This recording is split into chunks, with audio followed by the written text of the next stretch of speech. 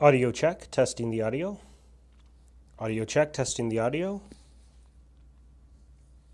If you're on YouTube or Facebook and you want to let me know if you can hear me, that'd be great. Just running a quick audio check. We're going to get started in about 15 minutes, right at the top of the hour.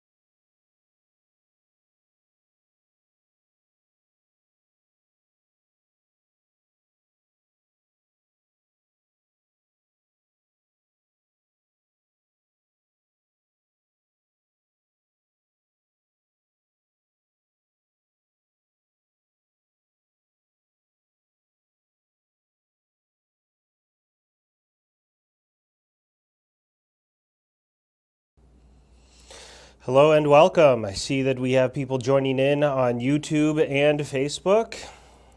Nice to see you. Welcome.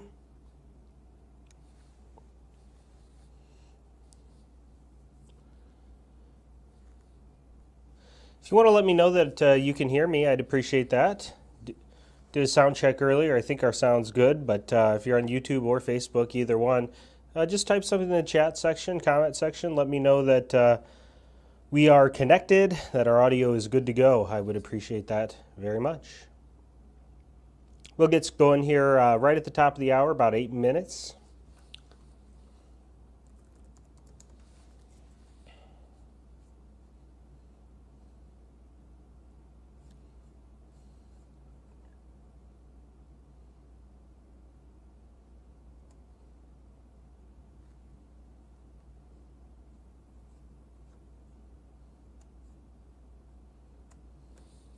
Great, YouTubers are chiming in, letting me know they can hear me. Great.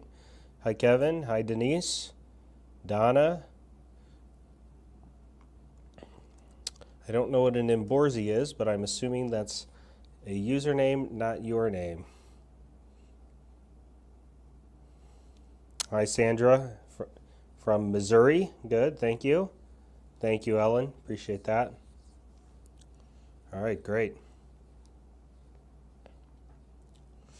Just kind of curious, everybody, anyone here for, is this maybe not your first time? Or we got a lot of first timers?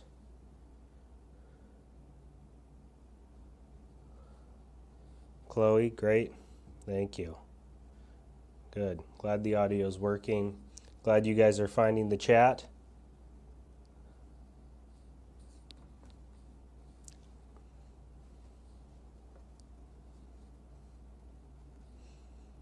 Hi, Cheryl from Maryland. Bob's first time. Thomasina's first time. Okay, great. Okay, cool, Chloe. Great. All right. A lot of first timers. Okay, cool. Very good.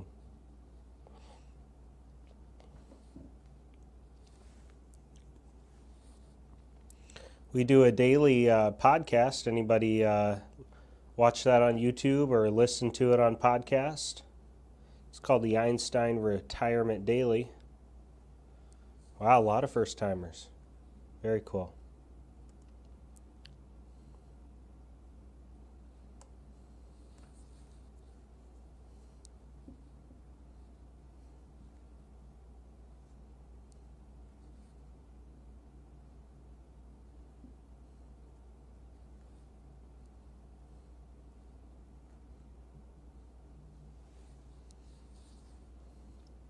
Okay, looks like all of our notifications went out, so yeah, we're filling up fast. I see lots of people joining in on both Facebook and YouTube.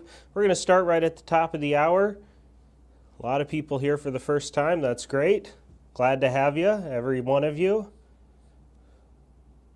For you first timers, just know that we do have a tax workshop in addition to this, so if you get the opportunity to check that out, we'd certainly encourage that as well. We also have a daily Donna Ray, not Donna. Okay, great. All right. Thank you, Donna Ray. Appreciate that. Names are very important to me, so I encourage any corrections to names, so that's great. All right. Daria from New Orleans. Or how do you say it down there? Narlands? Something like that? I hear some people say it Narlands, which I don't know if that's right or they're just exaggerating. Wow, cool. A lot of first timers. Okay, we're going to start the formal presentation here in about 4 minutes, so hang tight.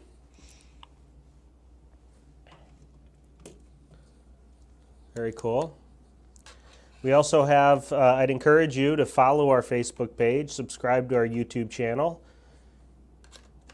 If you feel that's a little preemptive since we haven't done the workshop yet, you don't know how wonderful it is, then just wait, no problem. You can do all your subscribing and following later. I'm good with that. So we'll do that in a little bit. Very cool. Wow, a lot of people here the first time. Very cool. I do know we have some people who show up again from time to time, so I'll be curious if we see any. No one's admitting it to it being their second or third time, but we always have. I always recognize a name or two during the Q&A session, so I know that you all are out there.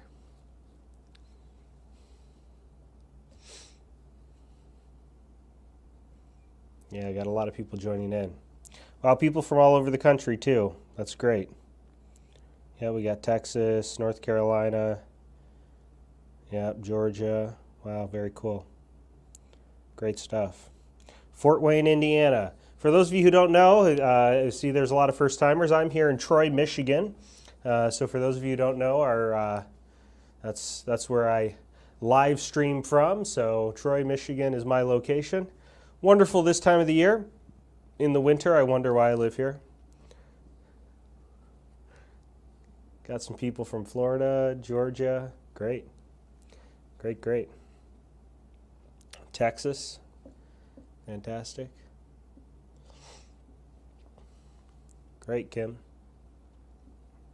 Yeah, good, good. A lot of people here for the first time. Awesome. Okay, we're going to start here in about 2 minutes.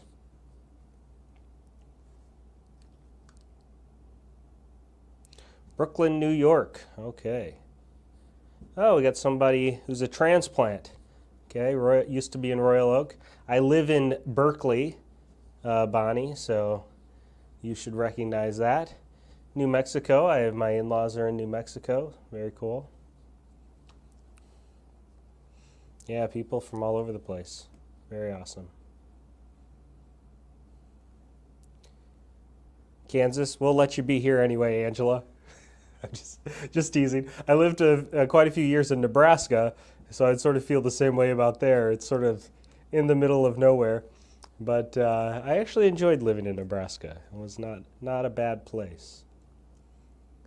Portland, Maine, very cool. Taxifornia, well, you know, that is an issue. As I mentioned a minute ago, for those, I see a lot of new people are joining in. We've had about 40 or 50 people join in over the last couple minutes. So we are going to get started here in just a minute. But you know, do feel free if you start to enjoy this, subscribe to our YouTube channel, follow our Facebook page. We also have a tax workshop that I encourage you to check out as well. It's a great one, if I could say so myself. We also have a daily podcast that is I enjoy doing and would enjoy having continued interaction with all of you here. So we're going to get going here. So let's fire away. Okay, welcome everyone. My name's Kyle McCauley. I'm one of the national presenters here at Einstein Retirement Workshops. Einstein Retirement Workshops is a national educational brand that does workshops on topics that are important to retirees. Our two most popular, Social Security and taxes. Social Security is the most popular one, so we know you'll get a lot out of today's presentation. I see a lot of you are here for the first time, so that's really great. Although, if you're not here for the first time, yeah, that's great too. We love to have you back. Okay, let's talk about our agenda. So here's what we're going to do. We're going to spend about an hour on Social Security, and then at the end of that hour, we'll do two things. Number one, we'll talk about how you can get access to our Social Security filing workbook. Okay, this is something that we will mail you a physical copy, and we look forward to making sure that we provide that to you. We're excited to get that to you, so please hang around for that. And also, right after that, we will go right into our Q&A portion of our time together. So if you have a question about Social Security, anything that you want me to answer, if you ask it along the way through the presentation, there's a chance it could get lost, so just add it again later. But I will take questions. If you just need to make sure you don't forget it, type it in or whatever you need to do and have it ready to go. I do want to answer questions here at the end of our time together. So you just type it in the chat, as many of you have done, saying where you're from and if this is your first time or whatever. And so that's great. So we'll do that right at the end of the presentation. My name is Kyle McCauley, as I said. I want to tell you a little bit about my background so you know my perspective when I give this presentation. I am the managing partner of City Center Financial, which is a retirement planning firm. I'm a chartered retirement planning counselor, an accredited portfolio management advisor, and a National Social Security Advisor certified professional. I share all that with you again so you understand my perspective. And my perspective when I'm thinking about Social Security, really in the back of my mind, I'm thinking about many clients like you who've come before you that have had to make these decisions and coordinate their Social Security decisions with their overall retirement plans. And so that coordination process is a key focus of mine when I have this discussion with you today. We are in no way employed by nor are we affiliated with the Social Security Administration. Purpose of today's presentation is not to sign you up for Social Security. It's to give you advice, okay, based on our experience and expertise in helping many, many hundreds of folks. I guess actually we're in the thousands now of folks we've helped make higher quality Social Security planning decisions.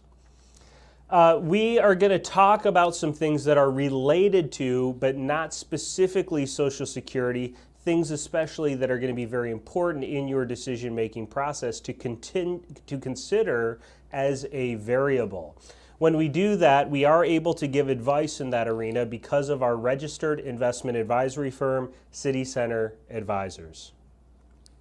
So why are there so many of you on here today? We do this workshop typically once a week, and we have lots of people, many of you join us every single week for this. Why is that? Well, about 10,000 baby boomers every day are turning 65, which is the qualification age for Social Security and Medicare. Well, Social Security starts at 62, but you're in that range, and also Medicare. And so that's a lot of folks who are starting to turn the right ages to be claiming benefits. Works out to about 3.64 million new folks every year, and that's expected to continue still for another 13 years. So that is a lot of people who are getting older and filing for these benefits. It's a lot of people who used to work and pay FICA taxes into this system. They're no longer working, and now they're drawing dollars out. And so we want to make sure that things like solvency aren't an issue. Okay, how are these benefits going to work for me? So understandable that you're all here.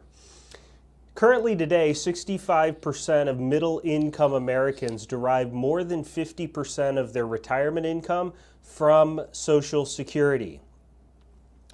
Obviously, that's true for those who maybe haven't done a good job of saving other forms of retirement income.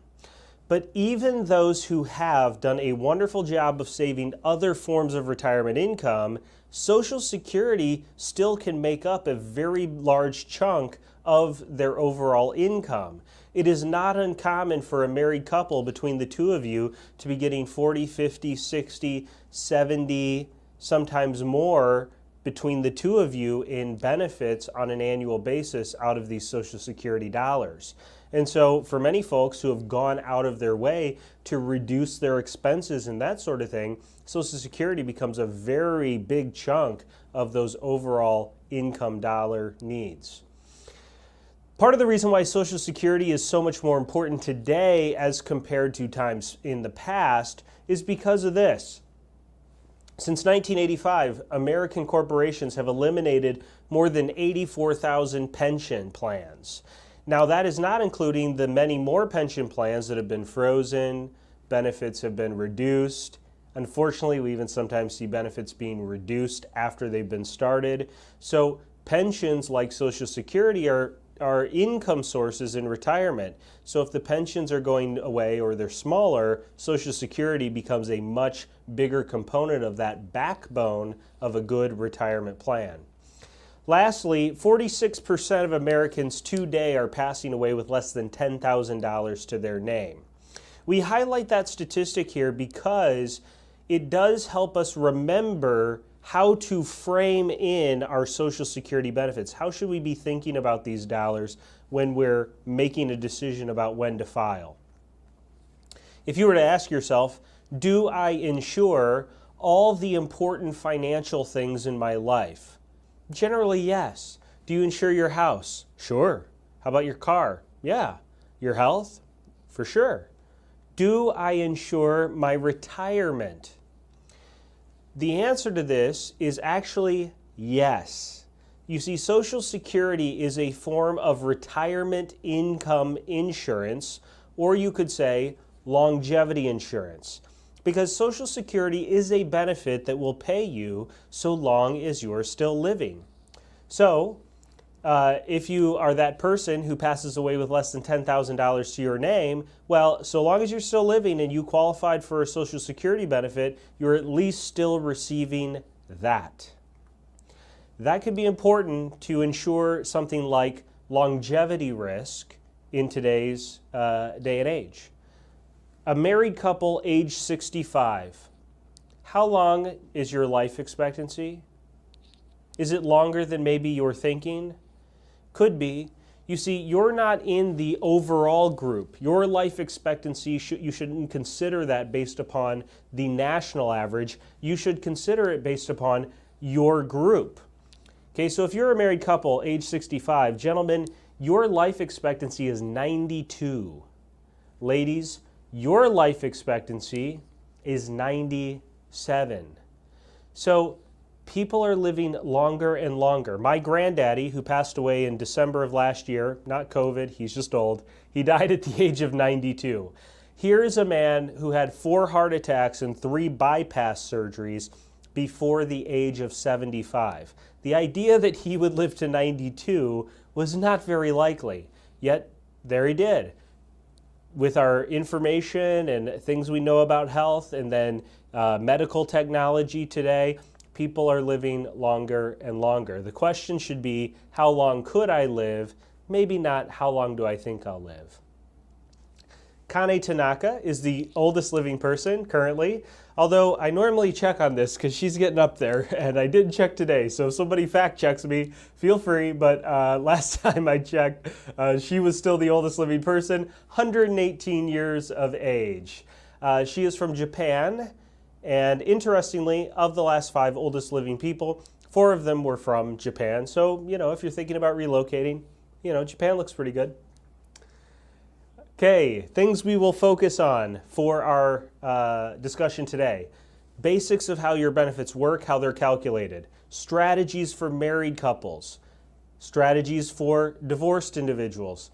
Options for those who are widowed or are widowers.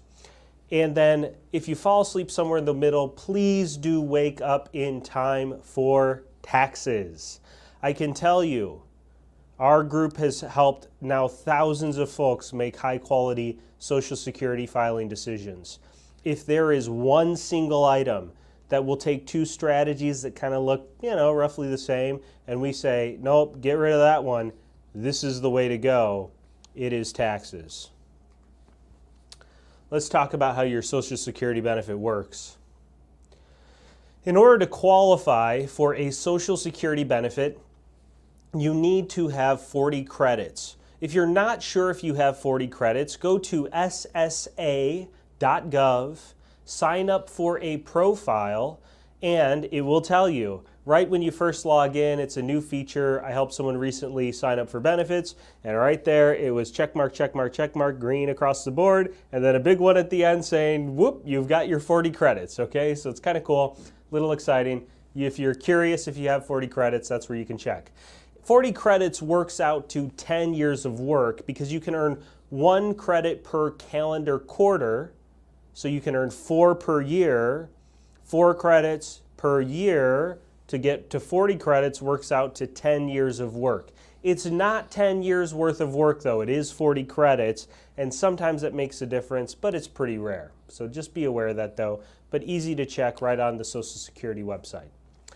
Once you have qualified for a benefit, you have your 40 credits. The way that your benefit is calculated is by using the highest 35 years of indexed earnings.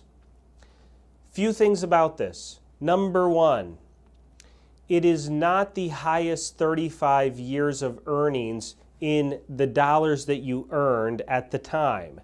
Meaning, if you were to look at page 3 of your Social Security statement, you would see on that page a list of the earnings that you've had over all the years that you've been working.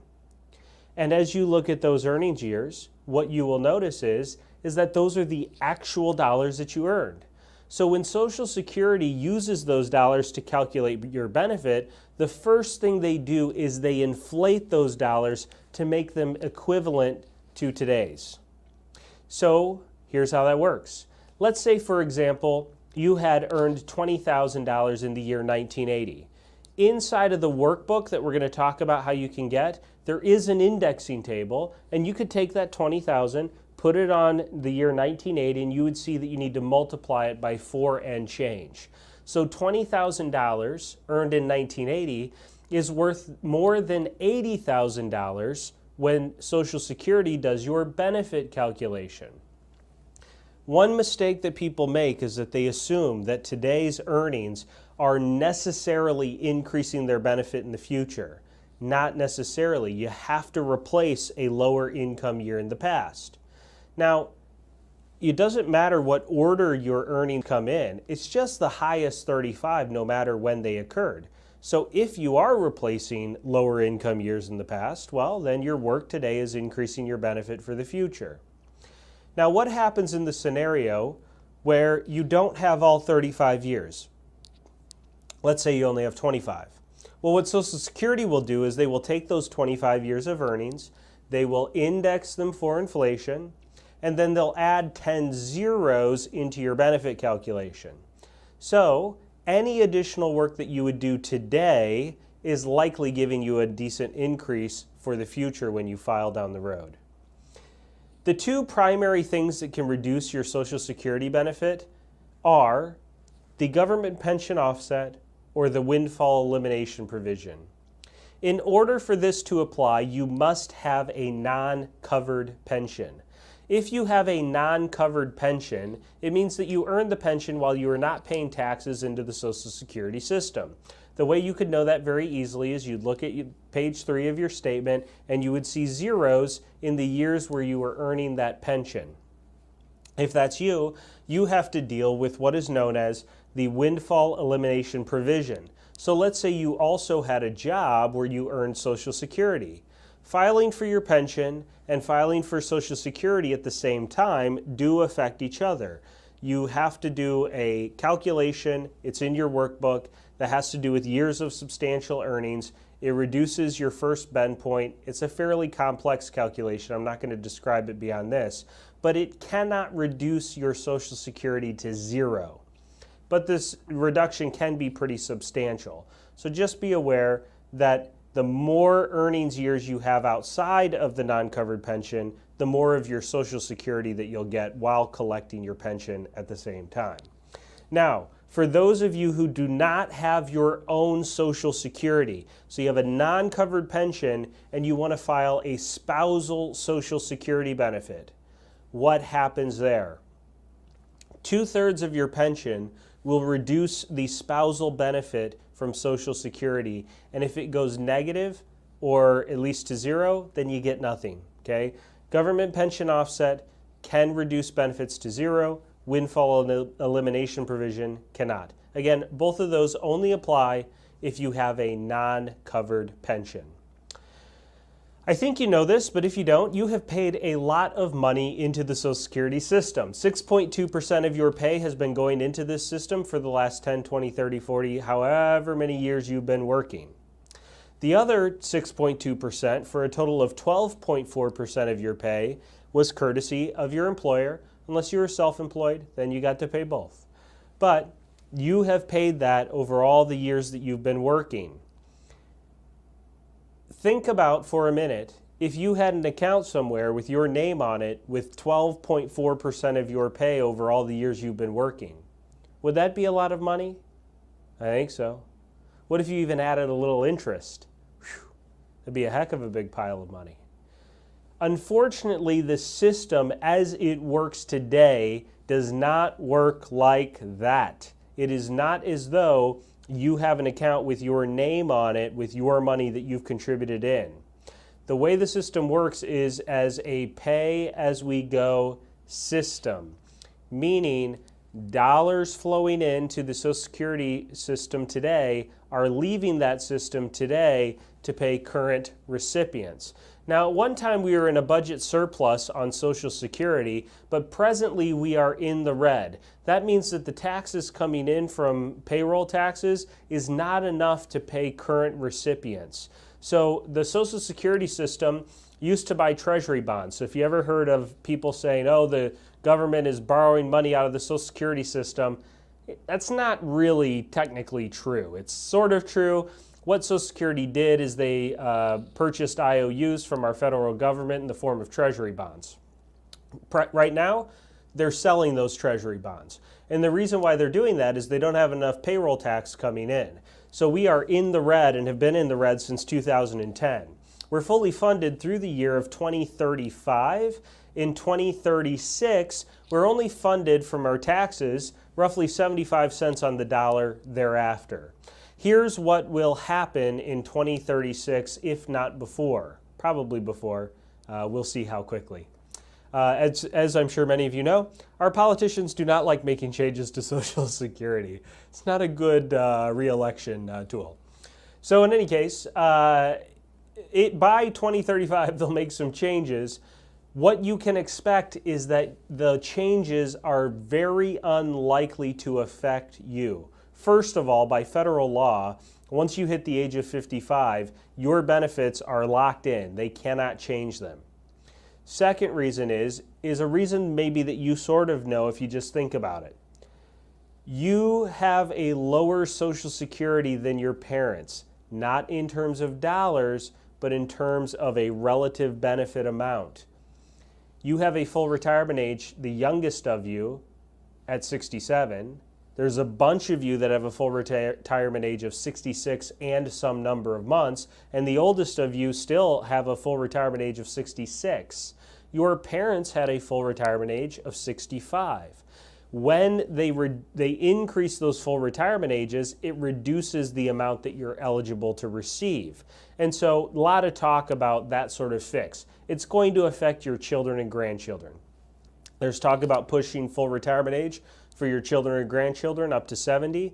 There's talk about taking away the 62 filing and pushing it to 65. It's going to happen. Okay? Your children and grandchildren are going to experience a different system than what you have had. Let's assume for a minute that you have a full retirement age of 66, just for ease of explanation. I know that many of you do have that full retirement age of 66 and some number of months. But if you file for your benefit at your full retirement age, you are eligible to receive 100% of what is known as your primary insurance amount. Your primary insurance amount is the amount that is estimated for you on the very front page of your Social Security statement. That big bold number in the upper right-hand corner, that is your estimated primary insurance amount. If that number says $2,000 and you file for benefits at full retirement age, you should expect to receive $2,000. You can file early. You can file as early as the age of 62, and the amount will be reduced.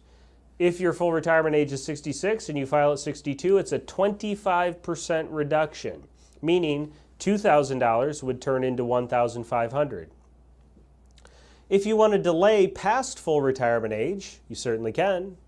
8% per year is what you'll be rewarded with. Simple interest, not compound. But that $2,000 a month benefit will increase 8% per year for a total of 132% if you wait till as late as age 70. And at that point, you'd get $2,640.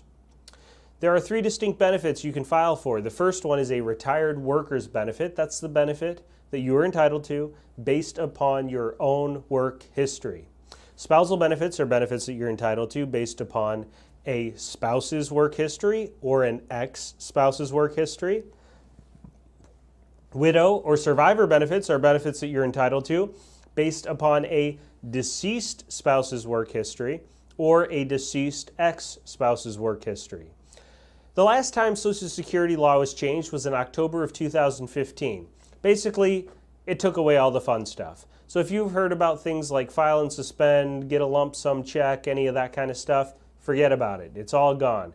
There is a very small group of people born before January 2nd of 1954 who have not yet filed for a benefit who could still get some help from the restricted application. So if you're in that group, ask me a question in the Q&A and I'm happy to answer, but it's a very small group at this point, so we're just going to keep going. Anyone born before January 2nd of 1954 and haven't filed for a benefit. Okay, that's the other key. You can't have filed for something already. Okay, keep going. If you are in that group or you're anyone else, there's just a couple of things to keep in mind with how you could file for Social Security. Number one, if you file for your benefits and then you wish you hadn't, so long as you're within the first 365 days from when you filed, you may rescind your application one time only. Rescinding your application tells Social Security, hey, reset my benefit and pretend like I never filed. They will do that for you so long as you pay back any money that you've received thus far. Another option is if you're receiving a Social Security check, you wish, maybe you were laid off and now you're reemployed and you don't really need the money anymore. Okay, well, what you could do is you could simply suspend benefits and file again at a later date. Suspending benefits and then filing at a later date will earn you any delayed retirement credits that you're entitled to from the point of suspension till when you file again, so long as you're younger than 70. Once you hit 70, there's no more increases available to you. You can't make up benefits filed for earlier, none of that. Okay, let's talk about spousal benefits. In order to qualify for a spousal benefit, you need to have been married for at least 1 year. Your spouse that you're going to file that spousal benefit from must have filed their benefit. If my wife has a $2,000 a month benefit and I want to file off of hers, she has to file hers before I can file the spousal. The primary worker must have filed, and the amount that I would get, okay, $2,000, is half, 50%. So I'm looking for a $1,000 check, half of her $2,000. Now, if I have my own benefit, that's $1,200. Half of hers is $1,000. In that case, $1,200 is more than the $1,000. I don't get some of each. I just get either my own or the spousal, whichever is higher. It's 50% of your spouse's primary insurance amount, not the benefit amount. So if John's primary insurance amount at his full retirement age is $2,000, Jane's eligible for half of that, $1,000 at her full retirement age. It's based on her age at that point. Here's a good example. If John files for his own benefit at 62, he's not getting $2,000, he's getting $1,500. But if Jane waits till her full retirement age, she still gets the full $1,000. So it's not 50% of what he's getting, it's 50% of the primary insurance amount modified by her age. Now she's also eligible to file early. She can file as early as 62, but it's an extra reduction schedule, okay? It reduces faster. So if her own benefit was $1,000 and she filed at 62, that's $750. But if she's filing a spousal, it's not $750, it's only $700. Spousal benefits filed early reduce faster. You could say extra penalties for spouses who file early. Also on the flip side, Jane's $1,000 could turn into $1,320 if it's her own. But if it's a spousal, it does not earn any increases. No increases for delaying for spouses. Okay, so $1,000 can turn into $1,320 on hers, but not on the spousal, so there's nothing in it for a spouse to delay past full retirement age. But what if John wants to delay? Remember, Jane has to wait for him to file off of his. So he delays till 70 to get $2,640. She also has to delay, unless she has a smaller benefit of her own. Let's say her benefit is $500 a month. Well, she could start her $500 at her full retirement age and then get the full $1,000 at age 70 when John files down the road. Okay, let's talk about survivor benefits. So for my married couples, when one of you passes away, only one benefit remains. It's always the higher of the two. So if John predeceases Jane, she's going to keep his $2,000. The $1,000 spousal goes away. If Jane predeceases John, she takes her $1,000 with her. John's keeping his $2,000. Only one benefit remains. It's always the higher of the two. Now, the only exception to this happens when the primary worker files his or her benefit early and has less than 82.5% of the primary insurance amount. So if John filed at 62, he's getting $1,500. The 82.5% rule would say that if he predeceases Jane, she won't be stuck with $1,500. She'll actually get $1,650, 82.5%. Two most common mistakes we see married couples make. Number one, higher wage earner files early and shortchanges a surviving spouse. Imagine for a minute John and Jane. John is filing at 62, $1,500, versus delaying till 70,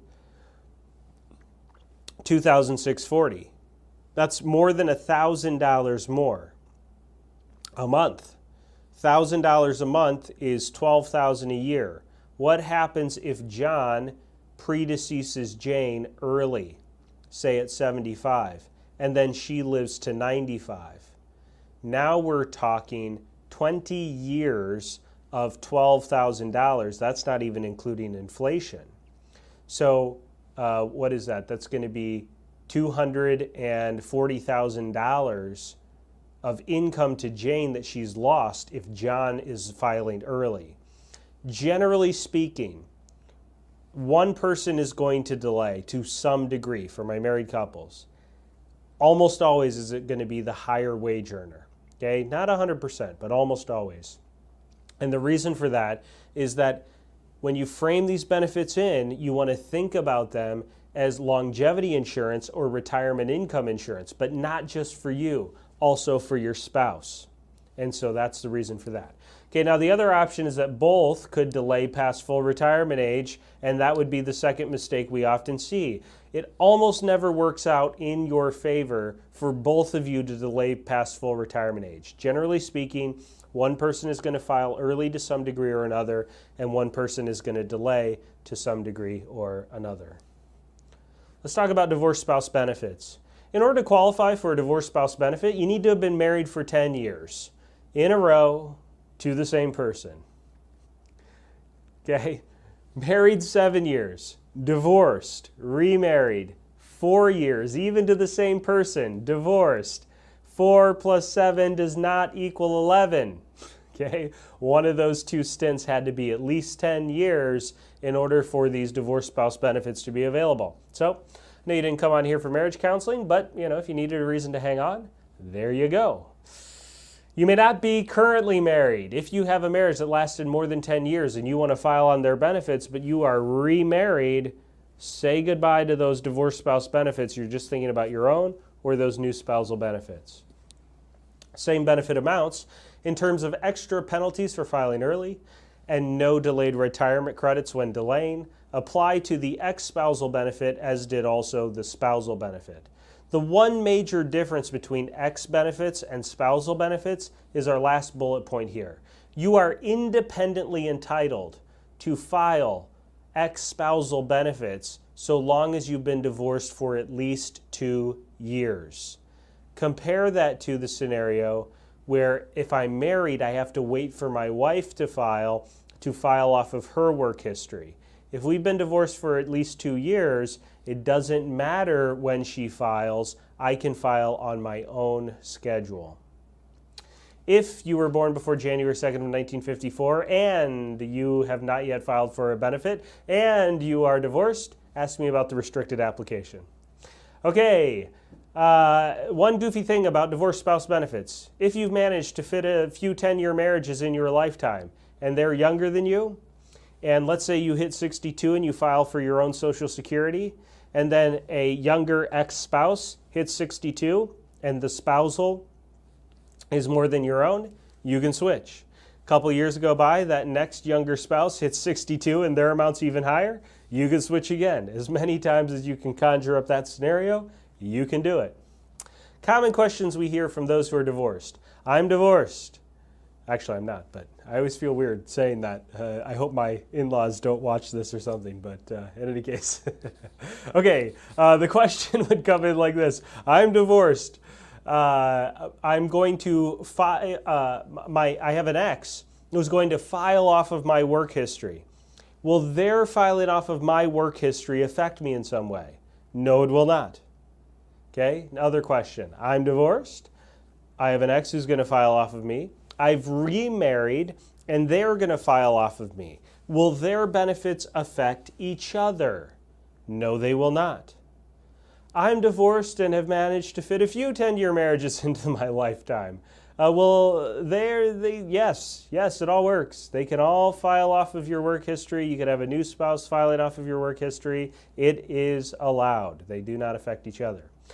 And if you happen to die of all the stress of all that, well, they do all get widow benefits as well. It is allowed. Is my ex, okay, next question, is my ex notified if I file off of their work history? So I'm divorced, I'm going to file off my ex. Will they be told that I've done that? No, they will not. Unless you tell them or something, I mean, there's no other way for them to know. You'd have to tell them that you did that, okay? It doesn't affect them in any way. I know some of you are on both sides of that. You're thinking, gosh darn it, I hope it was going to affect them. And some of you are going, okay, good. So I've heard it all. All right, considerations for those who are widowed. Widows are the only group of folks who can file for benefits as early as the age of 60. In order to file for widow benefits, you must have remained unmarried, assuming, of course, that you were widowed prior to reaching the age of 60. The very first workshop I ever did, gal in the back in the Q&A portion raised her hand and said, so if I hear this right, it sounds like I need to delay the wedding. As you can imagine, that got quite a chuckle in the room, and I still laugh about it to this day. But yeah, actually, it was kind of a big deal to her. So she was 59 years of age. Her wedding was coming up in September. This was a June workshop. She was not turning 60 until March of the following year.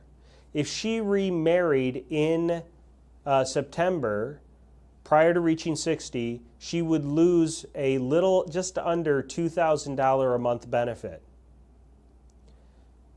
So she can't file for that at 60. In fact, she can't file for it at all, because at 62, the highest benefit that was available to her then, so 2 years later, was the new spousal benefit, and it was a nice one, just less than $1,500 a month. So she had to wait 2 years to get $500 a month less. So yeah, unfortunately, we did recommend that she delay taking Social Security. Now, getting married, not delay taking Social Security. Take it as soon as possible, but in her case especially. But yeah, the delay the wedding. Now, I'm a religious person, so I do find this funny. You decide for yourself. She went to the priest and said, so can we do like the religious part of the ceremony and sign stuff later? And her priest said, no. I said there's got to be another priest. Somebody will take care of this for you. But she's very devout. The wedding was delayed. Interestingly, I didn't get an invite, so I don't know. All right. You think I should, though. I got her a lot of extra money by warning her off of this. But I don't know. What can you do? All right. You have to have been married a minimum of 9 months prior to the death of your spouse in order to get widow benefits. This provision is here only to prevent deathbed marriages. Special exceptions can absolutely apply. Only real-life example I've run into with this, gal was married later in life, husband was in the armed forces, shipped overseas, killed in action. They'd been married less than 6 months. We were able to submit documentation. It wasn't as though he had a terminal illness, and her widow benefits were reopened. Another case study for widow benefits. Widows do have the most options for how they can file, and so we're going to look at another client case example that highlights this. So I never met John. John died at the age of 64. He had never filed for benefits. His benefit at his full retirement age would have been $2,150 a month. Jane, 5 years younger than John, was 59 when John died. But I met her as she had already turned 60, and she was attending one of our workshops trying to figure out this widow benefit thing. Jane had an estimated benefit on her own earnings at 62 of $1,197. There are actually 3 ways Jane could file for benefits. The first one isn't any good, but it is unfortunately fairly common. And that is that Jane would start her widow benefit right at 60, collect $1,537 a month, and receive that until she passes at the age of 85. If she does that, she would receive $461,000. The real Jane was going to work for 2 more years. Okay, she wasn't ready to retire. John passed recently. She didn't want to make any big changes.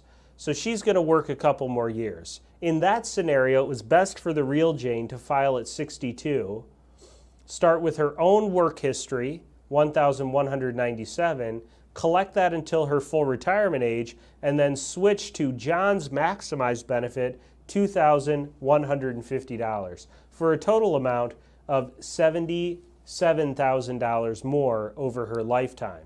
Makes a big difference to Jane. Now, if Jane was ready to retire, she did have the option of starting with those widow benefits right away, $1,537 a month, and then her own benefit increased to full retirement age, maximized to age 70 with the delayed retirement credits, was worth more than $2,000, $2,108, and that's more than $100,000 more over her lifetime simply for knowing about her options. And widows, if you're widowed, I'm sorry for that, but you are eligible for the most number of options for how you can file. So Jane could not file in her case at 60 because she was still working. Why is that? Well, there is this thing called the earnings test. Whenever you file for benefits prior to reaching your full retirement age, you are going to be asked what is your estimated earned income for the year. If that number is more than $18,960, Social Security cares about that. How much do they care? They care about $1 for every 2 above the limit. Okay, so if you have income, let's say of $58,960, kind of an odd number, but the math will be easy, you'll see that. What does this rule do to you? Well, the first $18,960 is no problem. So we take that off the $58,960. It leaves us with $40,000 above the limit. It's a 1 for 2, so we chop it in half. You are ineligible to receive $20,000 from Social Security. If your benefit that you file for is $2,000 a month, $2,000 goes into $20,000 10 times. Meaning you will not receive a check in January, February, March, April, May, June, July, August, September, October, 10 months. Then you will receive a $2,000 check in November and a $2,000 check in December. Some people mistakenly assume that if you break the earnings test, it'll reduce what you receive, but you'll still get paid all year. That is not how it works. They simply don't pay you anything until you have paid back what you are ineligible to receive. Again, this applies in any scenario where you have earned income and you file for benefits prior to reaching your full retirement age. In the year you turn your full retirement age, but before you hit it, your earnings test goes up to $50,520. It's a 1 for 3. This almost never applies to anyone. Let's talk about taxes. Taxes on Social Security is a little complicated. We can say that very easily and notice that because this is the 33-page report produced by the IRS, publication 915, which will tell you everything that you could possibly ever want to know about how you'll pay taxes on Social Security. Why 33 pages? Well, call your congressman. All right, so there are some helpful things. Maybe that's a little tongue-in-cheek. This worksheet details out for you the 19-step process that you must go through in order to figure out how much in tax you will be subject to on your Social Security benefits. Just 19 steps. All right, what we are not going to do, we are not going to go through all 19 steps. What we are going to do is highlight some things that we think will be very meaningful to you in this regard about things you should pay attention to for taxes on your benefits. Line 1 is where you would put this magical number called provisional income. Provisional income is 3 things. All of your adjusted gross income. Okay, that would be earned income, annuity income, pension income, investment income, ordinary income, interest income, dividend income, K-1s, rental income, all the sources of income that you have, plus non-taxable interest, municipal bonds, plus 50% of the Social Security benefits you're receiving. So if you're feeling like that's double dipping, I get it, I understand, okay? But that's how it works. Those 3 items added together is your provisional income number. If that number, if you're single, is above $25,000, you start paying taxes on Social Security. Married couples, if that number is larger than $32,000, you start paying taxes on Social Security. How much tax? Great question. Well, first of all, you don't get taxed on all your benefits with Social Security. So that's good, right? Well, it's only good so long as you're able to take advantage of it. You see, you can only be taxed on up to 85% of the benefits, so that part's nice. But you can also be taxed on a much lower percentage so long as you construct an income plan that manages the other sources of income that you have in such a way that you reduce your overall tax hit and tax burden. Okay? Let's talk for a minute about how much tax, though. Okay, so that's how much, what percentage of the tax. But let's talk about how much tax. Okay, this is where it gets complicated. I laugh a little bit because I know some of you, I'm sorry for this, are going, I thought it was already complicated. All right, here's how this works. Imagine for a minute you're cruising through retirement. You have Social Security. You have some dollars coming out of your 401k. Everything's going well. You're doing fine. You don't need anything. You're doing good. But the pandemic was a little rough. That was no fun. You're feeling cooped up. Maybe you've gotten your vaccinations and you're feeling great and you're ready to go. You're ready to start booking your trips. You have some bucket list items. Life's too short. Let's go. And so you call up your friends or your loved ones or your spouse and you say, we're going on a trip. I found this great place. You budget it all out, or maybe you just start booking things on the credit card, and the credit card bill is $10,000. You don't carry credit card debt around. You pay that thing off, and so you're going to pay off the $10,000, but where are you going to get the money from? So you survey your accounts. Well, I've got this account here. Oh, my 401k. Oh, yeah. Yeah, I put a lot of money in that. That's done well. My account's grown. Even with the pandemic, it's done good. Well, I'll pull it from there. Let me pull that $10,000 from my 401k. Makes sense? What'd you save it for? You saved it for you. So you call up your 401k plan. You say, hello, I'd like to pull $10,000 from my 401k, please. And they say, absolutely, no problem. And then they ask you a very important question. How much tax would you like to have withheld from this distribution? And you say, what's the minimum? No, just kidding. No, don't do that. You say, well, maybe you're feeling especially diligent. You just filed your tax return. Hang on a second. I'm going to go look. So you pull out your tax return or you pull it up on TurboTax or whatever you got, and you look at things, you go, well, looks like I'm in the 12% bracket. So you get back on the phone. I'll withhold 12%, please. No problem. They send you your dollars. You go on your trip. Everything's wonderful. You get into next year. About the same time next year, you you are punching things into TurboTax. Although we're a month late, so I guess it's going to be about 11 months from now. You are punching stuff into TurboTax, and TurboTax says you owe money. You never owe money. You always withhold enough. I don't understand. How did this happen? Unfortunately, TurboTax is correct, and here's what happened. When you took that $10,000 distribution from your 401k account, it was taxed as ordinary income. Ordinary income pushed you further above these limits and added taxes to your Social Security. 12% on this distribution plus 12% added to taxes on Social Security is 24%. Just missed it. You didn't realize it. Well, you're not going to make that mistake again.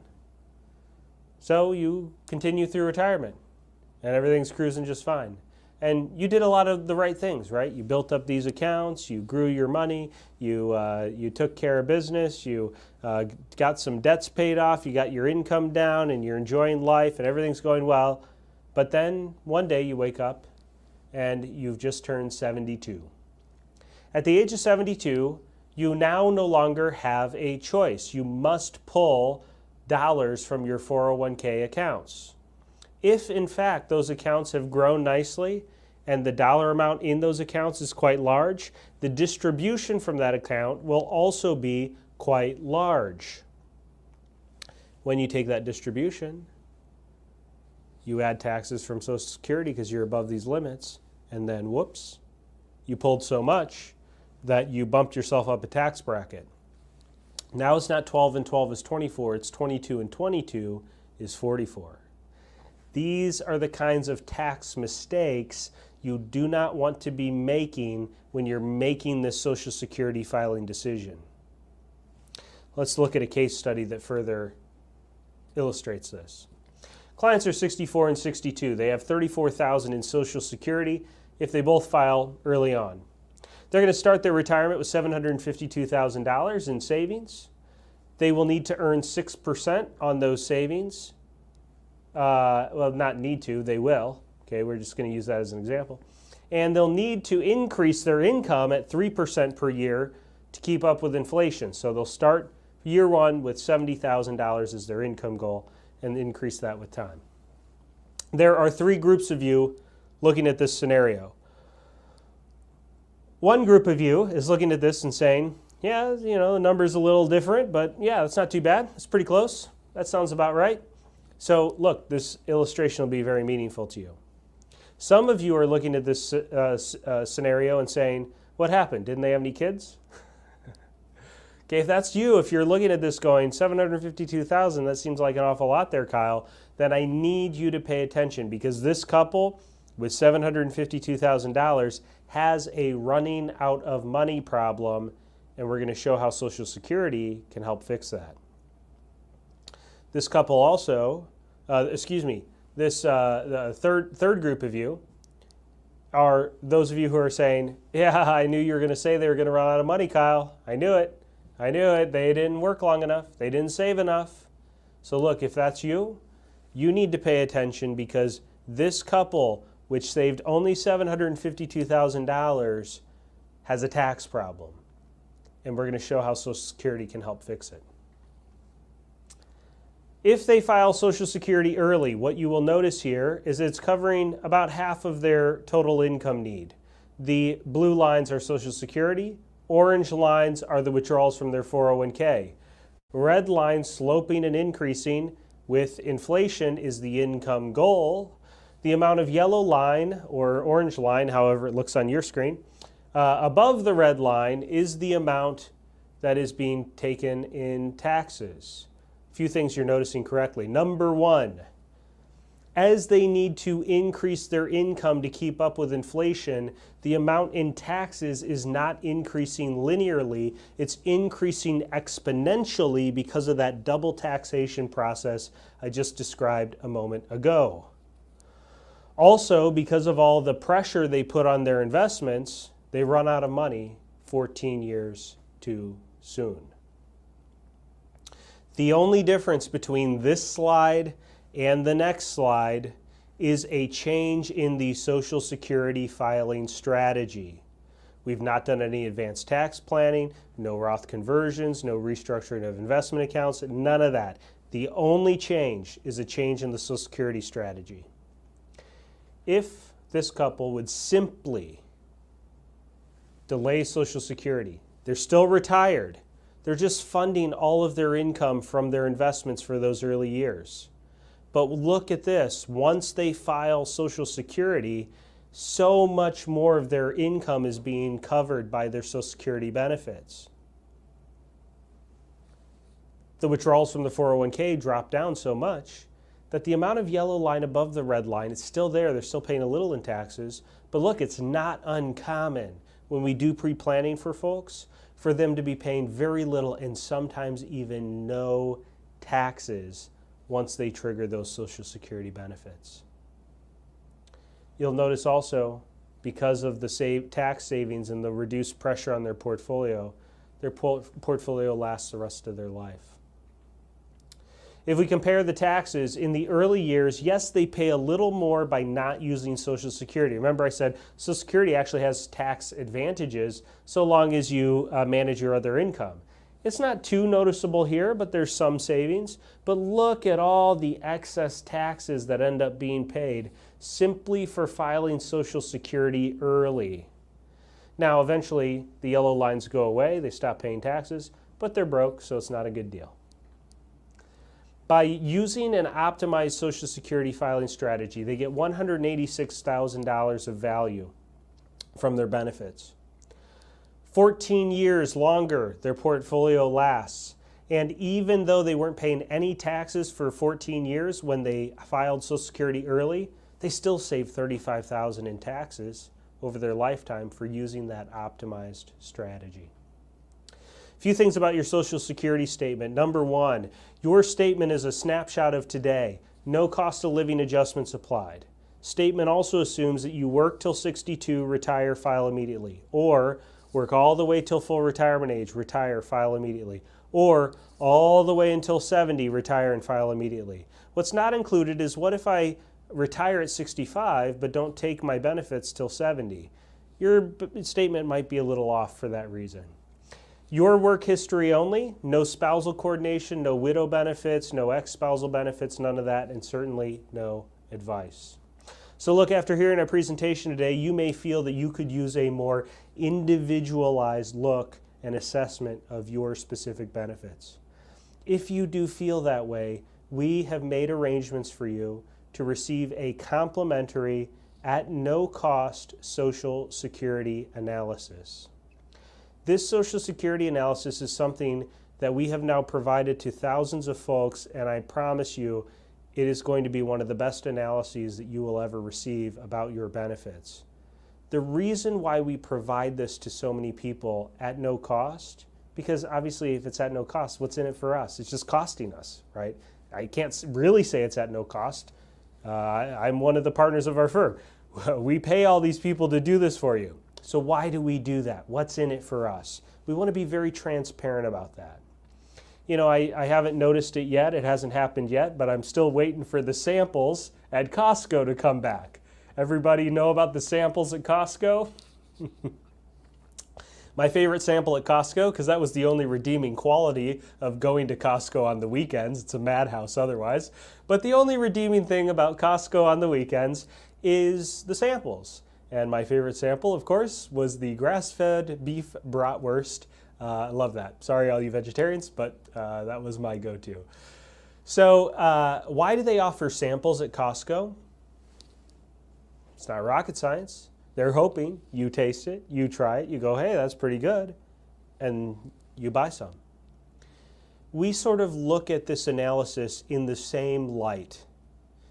We believe that if you get this analysis from us, you see the value of our work that we're able to provide to our clients, just with something as simple as Social Security, that there is a very good chance that we will earn the right, the honor, the privilege of serving you with other retirement planning needs that you may have. Whether that be other retirement income planning, whether that be getting a comprehensive retirement plan together, maybe that's handling your investment strategies to make sure that your investments are coordinated with your Social Security planning and tax planning needs. Those are the things that our firm does, and that's why we provide this free analysis, because we believe in showing you the proof of our value ahead of time. We don't just ask you to, hey, just trust us, okay? We don't ask for that. We ask you to give us a chance to show you the quality and the detailed value of our work. So let me tell you a little bit about what's inside this analysis, should you choose to take advantage of it. First of all, you're going to get step-by-step instructions about how to file for your benefits. That's number one. Number two is it's going to show you what happens if you live shorter, longer than expected. What if you're in the middle? How does it work out? What are the different factors that would decide, should I file this way or that way? Do I break even? How does that work? Okay, we're going to go over all of this with you and give you multiple recommendations and help you decipher which one makes the most sense for you. In addition to that, for some of you, this tax discussion that we highlighted at the end is going to be very vital, super important. If that's important to you, we encourage you to also take advantage of, as well at no cost, a retirement income cash flow and tax analysis. The retirement income cash flow and tax analysis is going to help you assess what are the tax ramifications for how I should file for these benefits. If I file early, do I pay more in taxes or do I pay less in taxes over my lifetime? If I optimize my plan and do something like a Roth conversion, can I save on my Social Security taxes down the road? This couple could. How will it look for you? We'll help you figure that out. What is the net result? This couple got an extra $100,000 and more than $700,000 of tax-free money over their lifetime by using an optimized Social Security and cash flow plan, implementing even some advanced tax planning.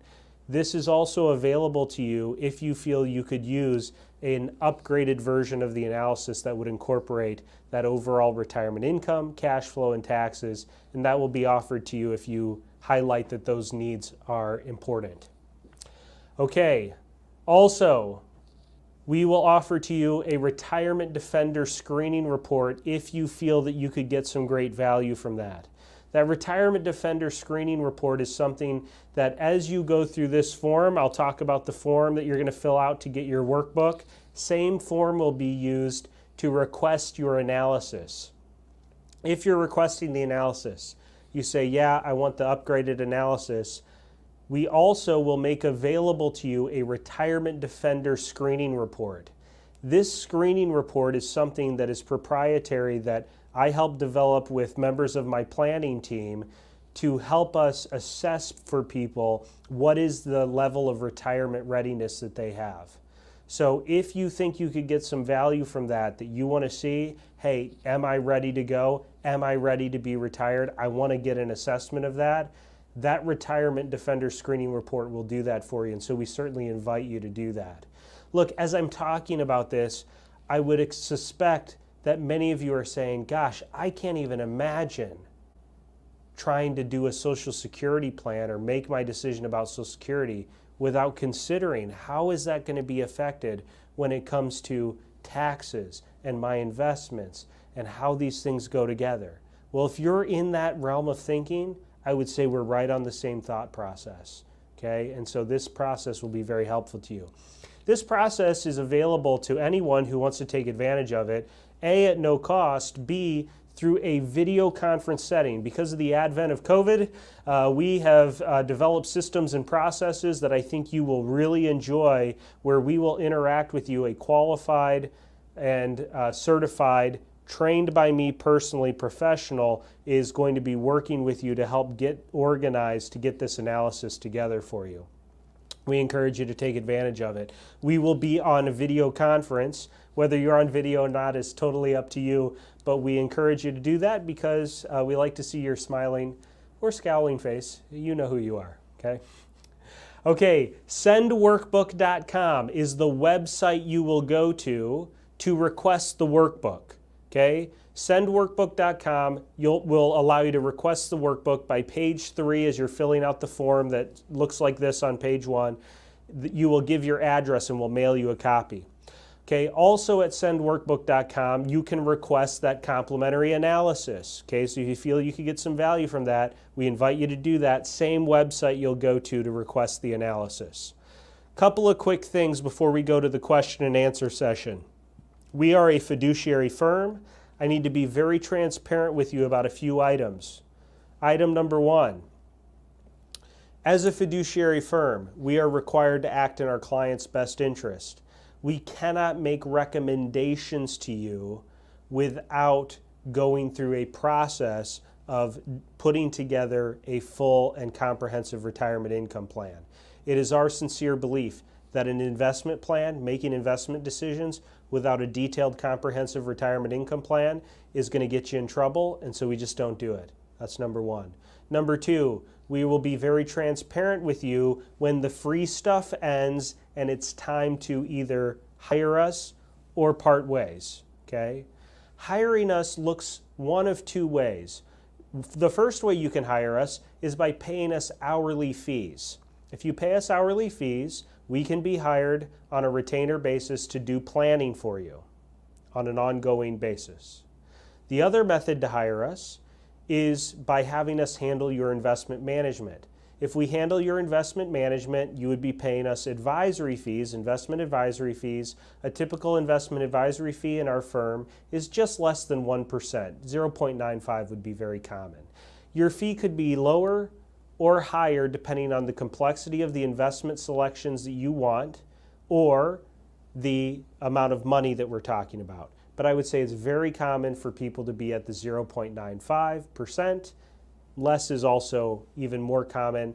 Our average as a firm is actually lower than that when you incorporate all assets and styles. Okay, second thing is City Center Financial used to be separate from Einstein Retirement Workshops, but my firm, City Center Financial, does now own and operate the Einstein Retirement Workshops brand.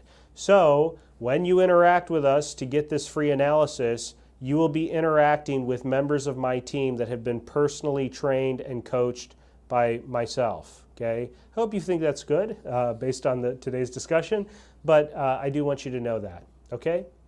All right, sendworkbook.com. Put your questions into the chat section. I'll start answering questions in just a minute, so go ahead and get those in there. You do want to go to sendworkbook.com at any time. You can open a new browser tab. You can click on it and come right back. I will still be here to answer questions, but I encourage you to go ahead and claim your book and get that going. All right. Very good. I see some questions already, and I see one on YouTube, so please, tech team, if you can move YouTube questions over, that would be great. Hi, Nikki from, well, I don't know where you are, so it doesn't say. I was reading where people were from. So Nikki says, I am 69 and have been receiving divorced spousal benefits from my deceased husband's record since I was 66. Okay, yep, so far so good, makes sense. I am still working full-time and collecting on his record. At 70, I will revert. Maybe I wouldn't use the word revert. You'll just switch, right? So you'll switch to your own record. Will my benefit fall within the 132% category? Yes. Second question, how many months in advance do I need to meet with Social Security to set up the switch? 3 months.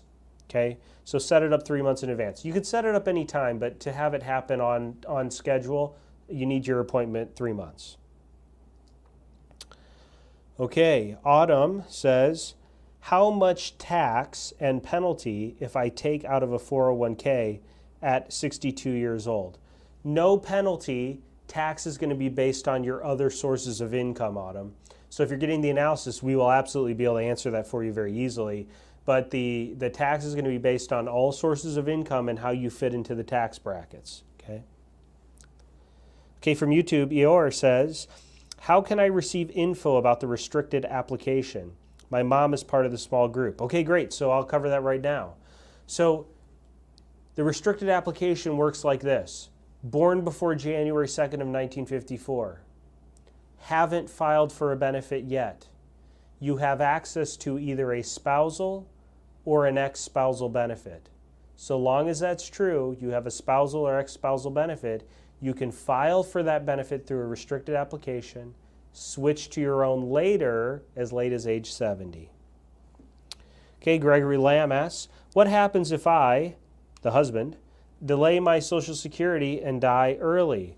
Meaning you don't hit 70 maybe, or you don't ever file? At whatever age you hit, so let's say you pass away at 68, whatever that benefit amount was at 68, that's what your widow would be entitled to. Also from YouTube, Shirley says, is it possible to do a quick recap of the double taxation problem? Sure. Okay.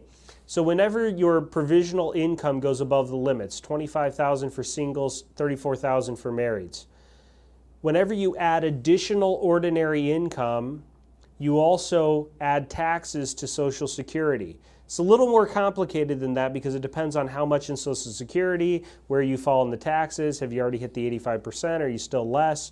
But let's just keep it simple. I go above $25,000 and I'm single of provisional income.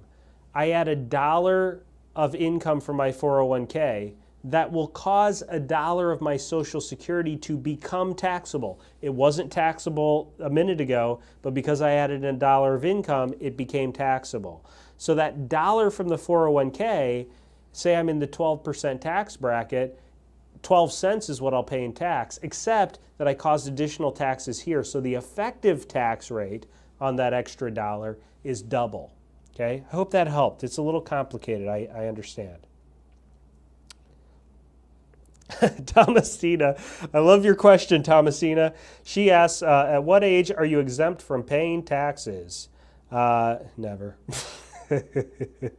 It does seem like there should be an expiration date, right? Maybe if they put expiration dates on our birth, oh, there we go, I got it. So, you know, I don't know if you guys know the joke, but there's a joke about there's no expiration date on your birth certificate, so you don't know when you're going to die. Well, maybe they should put an expiration date for taxes. Wouldn't that be cool? We should all write letters to our politicians. I'd like a tax expiration date added to my birth certificate. Okay, Cynthia says, how do I claim benefits from a divorce after 25 years of marriage? He's 2 years younger. I read I have to work 5 more years to hit the 35, but I'm 62 and would prefer to wait. Can we rewatch the webcast? So yeah, you can rewatch it for about a day. Okay, so on YouTube it's very easy, just rewind. On Facebook, I think after we're done, you'll be able to do the same thing. But in your case, you're too young to claim anything from the divorced spouse benefit, Cynthia. If he passes, predeceases you, widow benefits could be available, but no spousal benefits in your case. Okay, Autumn is asking, should I have to wait to withdraw early Social Security and take out a 401k for less tax later, right? Yeah, that's the concept, okay? It doesn't always work out, Autumn, so just be mindful of that. Part of the reason why we do these analyses for folks is because it's not a rule, right? It's not always true that delaying Social Security is going to save you a lot of tax. Often it works out, and many times it works out, but not always. Okay, but you understand the idea correctly. Yep. Okay, Cheryl, great information. Thanks. I'm 60, but I guess it's never too early to start planning. That is a fact, Cheryl. I see a lot of people who are trying to get things together last minute. I don't recommend it. So you're on the right path. Carla says, how do I go about switching to my own benefits from an ex-spouse? You simply make an appointment with Social Security and let them know you're ready to switch to your own benefit. Tina asks, I'll be 62 in July. I'm married to a veteran for 18 years, now divorced. I'm not married.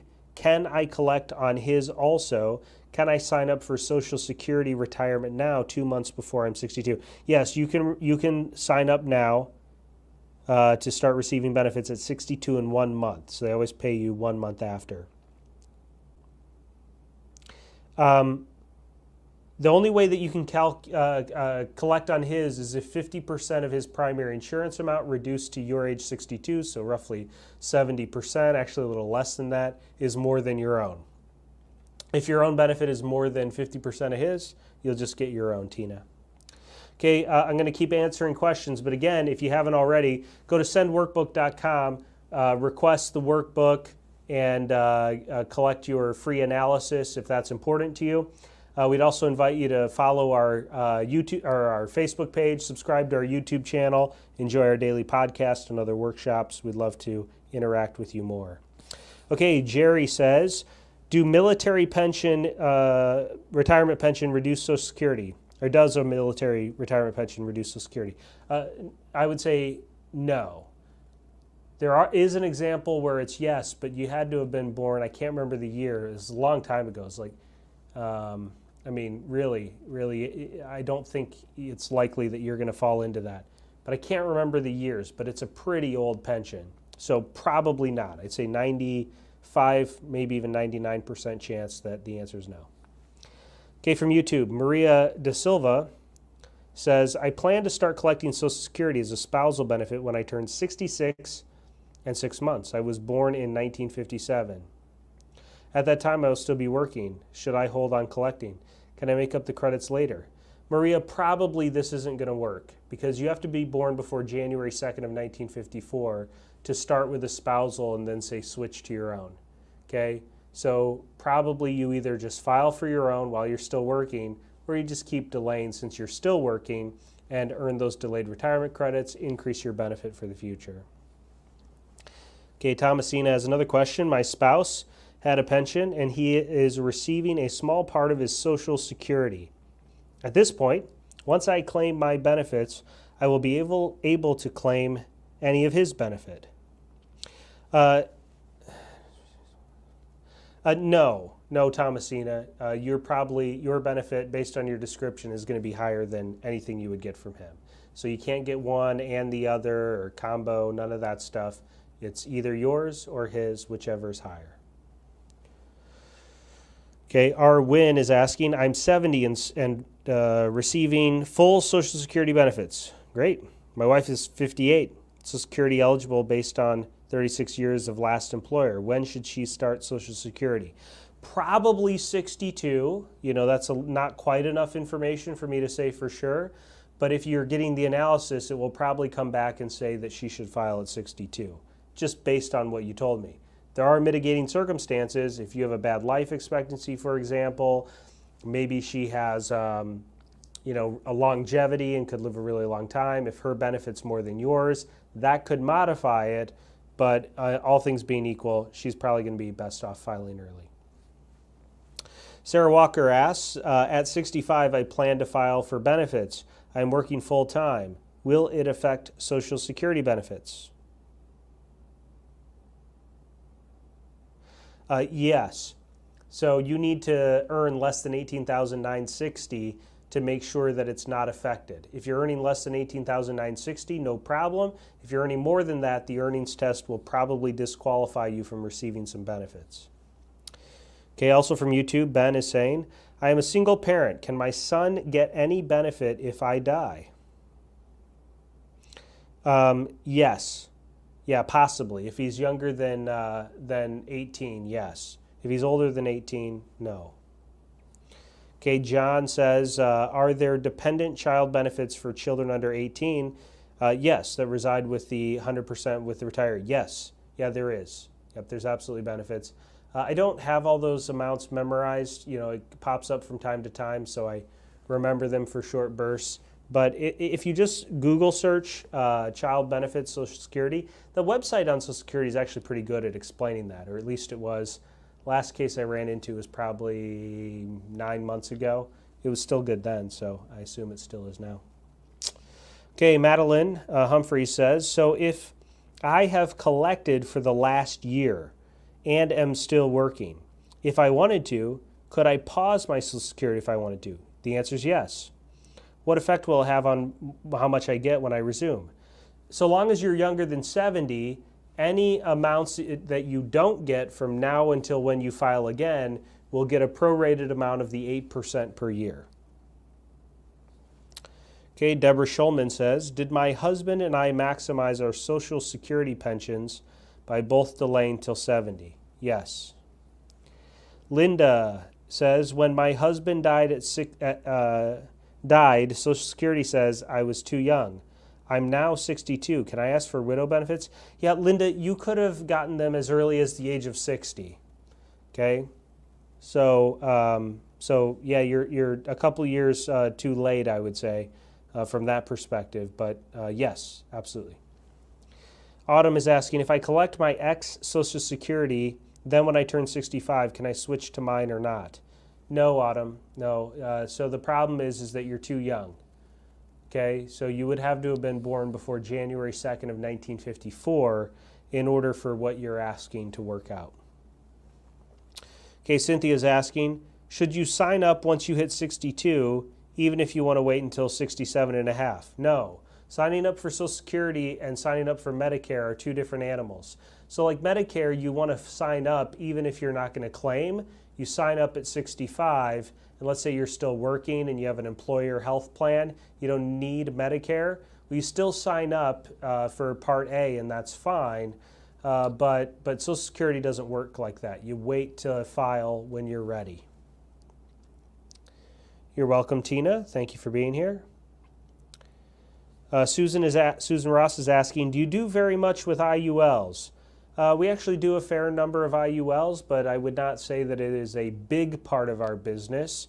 Most of our IULs that we do with clients are for children of our clients, I would say is probably more common. The problem with life insurance for those who are over the age of 55 is the cost of insurance gets pretty cost prohibitive. It doesn't mean it can't work out. It just doesn't, it struggles to look like a good deal. Let's say it like that. Okay, Cynthia Cluth says, can I collect my ex? Can you collect him? I don't know. I think you mean off your ex. Can I collect off my ex after being married 33 years if I remarry? No. I am 64 and my ex has already retired early. Will this affect me in getting full benefits? Well, I need to know a lot more about you, Cynthia, but the short answer is no. You cannot collect off your ex's benefits if you remarry. Kim says, I was divorced after 29 years of marriage. Ex was on disability. I want to retire at 60. Should I wait longer to get more benefits? So unless he passes away, you can't get anything at 60. Okay, you need to wait till 62 before you can file for benefits, Kim. Okay, Patricia Jordan is asking from YouTube, my husband is 66, soon to be 67. He retired and is not yet filed. I'm 59, soon to be 60, and would like to retire now. My full benefit at 67 is slightly higher than his. Should he take mine now and wait? I'd have to think about that. Based on that, is he born before January 2nd of 1954? He might be, but I don't think so. So the answer is probably no. So if the answer is yes, then the answer is absolutely yes. I mean, but you have to file first. You have to hit 62 and file for him to do the restricted application. So if that works out, that's great. But probably, and this is a big probably, well, no, it's not a big probably. Either way, you're probably filing, Patricia, at 62, even though your benefit's a little higher, because he doesn't have to wait as long to max it out at 70. So my guess is if you're getting the analysis, it's going to show something like you should file at 62, he should file at 70. If he has the restricted application available, it will definitely say do that. Okay, my ex-husband and I were born in September and for the restricted application. You have to be born before January 2nd of 1954. We were married 28 years. I know when he files for Social Security. It doesn't matter when he files, Sarah.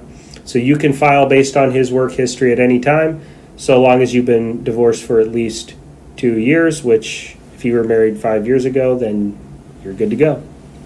609 Hummingbird says, is the benefit based on the last 5 years of employment? No. It's the highest 35 years no matter when those years occurred.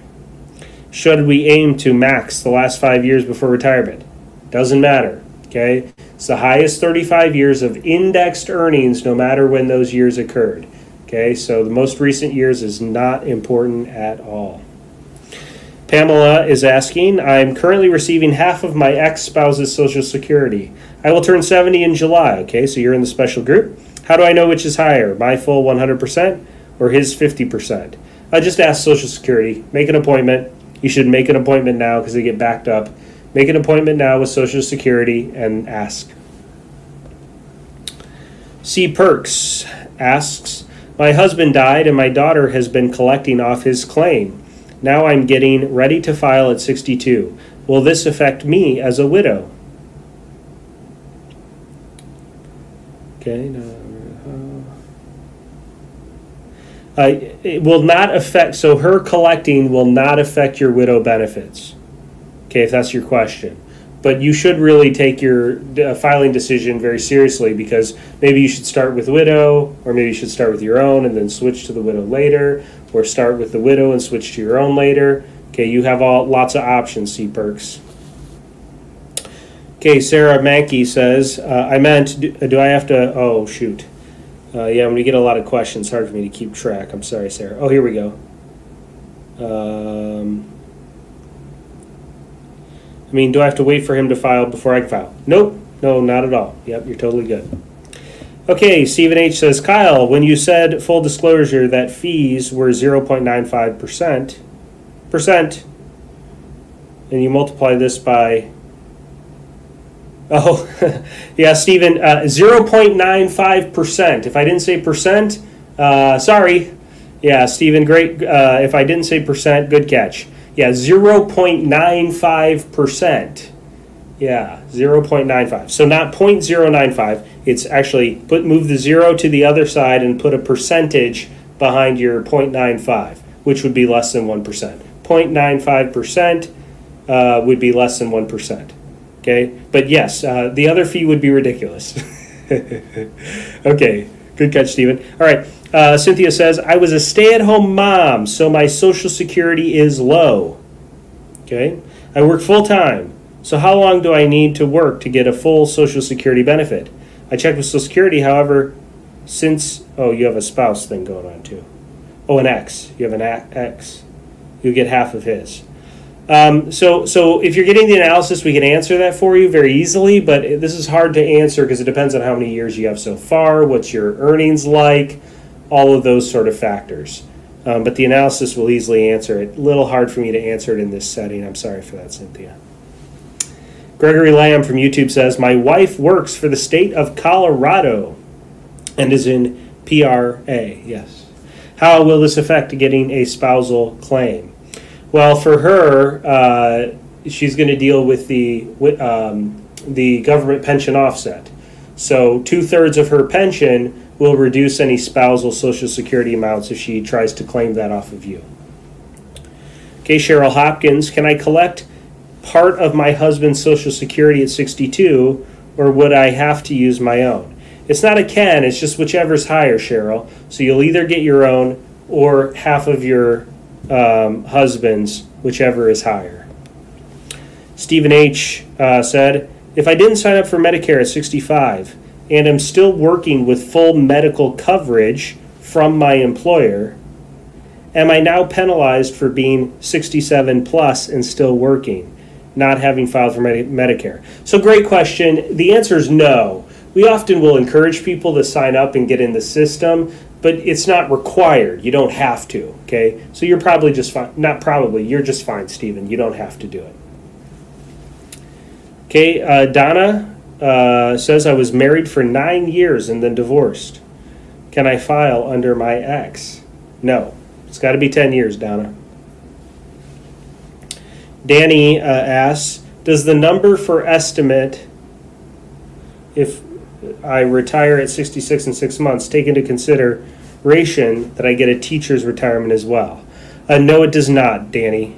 Yeah, so that would be where this analysis would be specifically helpful to you, because we will take that into account. The Social Security statement will not. Crystal says, my second husband passed away after we were divorced. Later, I remarried, but I'm about to get divorced again. Can I claim on my second husband as a widow? I'm 64 years old now, and I have not filed for Social Security.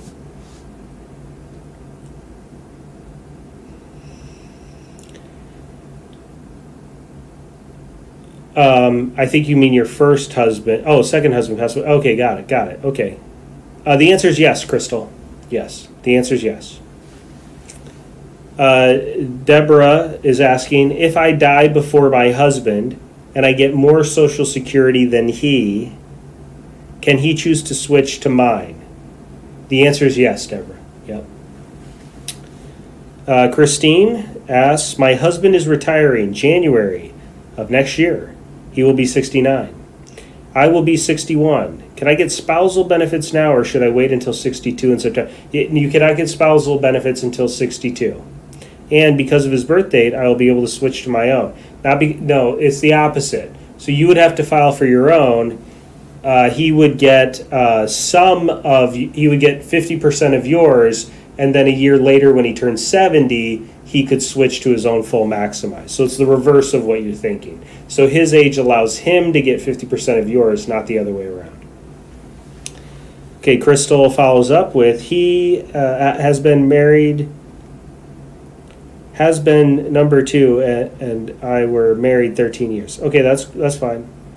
And okay, yeah, that's all fine. So he's predeceased you, you were married more than 10 years, you can file the widow benefits. Okay, from YouTube, Maria asks, oh, okay, you're going to our example. John waits to turn 70 and gets 100%. Well, he gets 132%. Jane waits till 66 and get 100% of spousal. However, is not 50% of John's, is it? Correct. She'll get 50% of John's. No. No, she can't ever get 50% of John's if John waits till 70. Because John is maximized and spousal benefits can't maximize. So John's getting 132%. Jane will only get 100%. Okay? Well, 100% of 50%. So, anyway. Okay, Brenda asks, I'm 62. My ex-husband passed in 2019 when he was 53. He's 6 years younger than me. Have I missed benefits?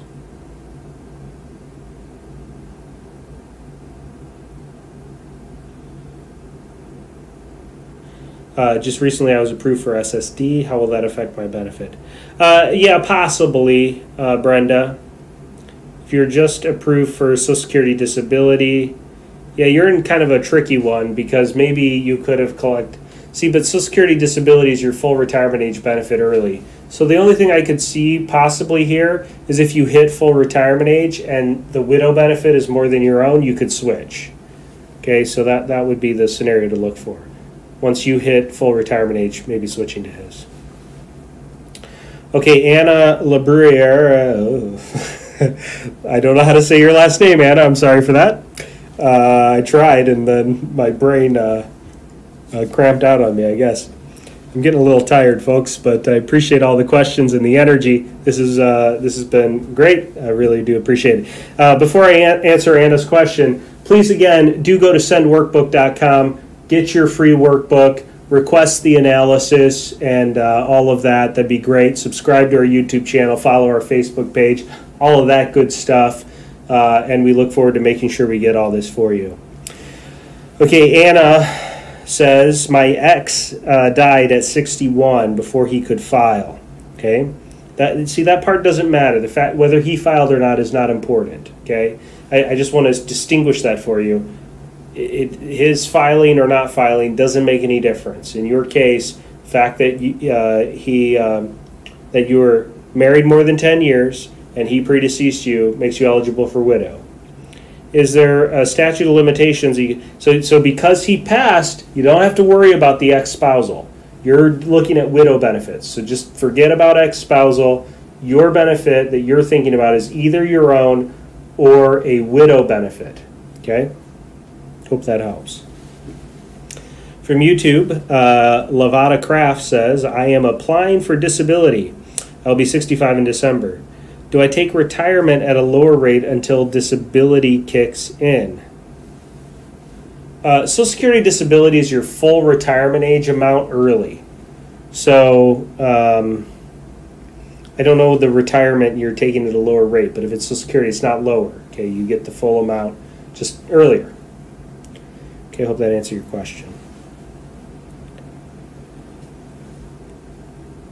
Okay, looks like the questions are exhausted, and I'm getting tired. So really do appreciate all the questions. I enjoy doing this with you. For all the first-timers, I know we had a lot of first-timers today. So glad you were with us. Happy to do this with you. Again, go to sendworkbook.com. We'll send you the workbook. We'd love to see you at a future workshop. Subscribe to our YouTube channel, follow our Facebook page, leave us a review if you found this workshop to be especially helpful. We love to be able to share those with other folks so they know that you got some good value out of today's discussion. If we see you at a future meeting where we're helping you get your analysis together, we'll look forward to talking with you very soon. Other than that, we'll wrap up for today. Thank you so much, and everyone have a marvelous night.